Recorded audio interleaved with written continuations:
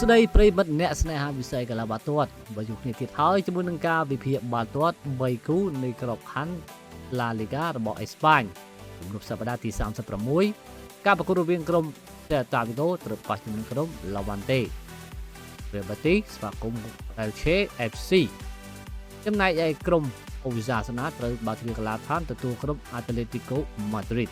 ដល់កុំឲ្យខាត់ទៅយូរយើងចូលទៅដល់ការវិភាគតែម្ដងគូទី1ការប្រកួតរវាងក្រុម Celta Vigo ជាមួយនឹងក្រុម Levante ប្រាប់ក្រុមទាំងពីរដែរមានប្រវត្តិជួបគ្នាបើគិតពីកម្មវិធី5ប្រកួតចុងក្រោយបើក្រុម Celta Vigo ឈ្នះ3លើកទៅហើយនៅស្មើ2លើក Levante មិនដែលឈ្នះទេនៅការប្រកួតជាមួយនឹង Celta Vigo ការប្រកួតចុងក្រោយរបស់ក្រុមម្ចាស់ផ្ទះ Celta Vigo គឺយកឈ្នះទៅលើក្រុម Atletico Madrid 1-0 នៅក្រៅទឹកដីចំណែក Levante ក៏មិនធម្មតាក៏បានយកឈ្នះ3-2ជាមួយនឹងក្រុម Osasuna ផងដែរនេះបើតាមការវិភាគរបស់ Admin បាទក្រុមទាំងពីរនេះបាទ Admin គិតថា Celta Vigo អាចនឹងមានប្រៀបយកឈ្នះបានទៅលើក្រុម Levante តែម្ដងផលិតផល2-1 Celta Vigo ត្រូវការបន្ទូដើម្បីរកលេង Europa League នៅរដូវកាលក្រោយគូទី2ការប្រកួតរវាងក្រុម Real Betis ជាមួយនឹងក្រុម Elche ក្រុមទាំងពីរនេះមានប្រវត្តិជួបគ្នាបើគិតពីកម្មវិធី5ប្រកួតចុងក្រោយនេះបាទក្រុម Real Betis ឈ្នះ3លើកមក1និងក្រុម Elche ឈ្នះ1លើក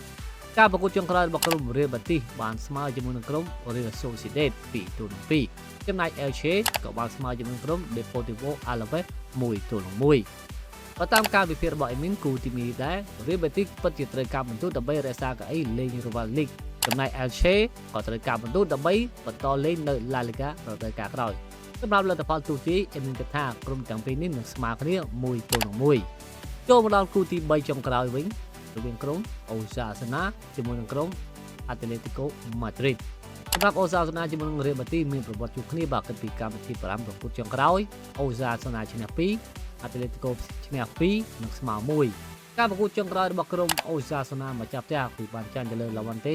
2-3ចំណែក Atletico Madrid ក៏បានចាញ់ទៅលើ Celta Vigo 1-0បើតាមការវិភាគរបស់ Admin គូទី3នេះដែរអាចនឹងមានគ្រាប់បាល់ចាប់ពី3គ្រាប់ឡើងទៅសម្រាប់ជំនឿល្អអាចលេងនៅខាងក្រុម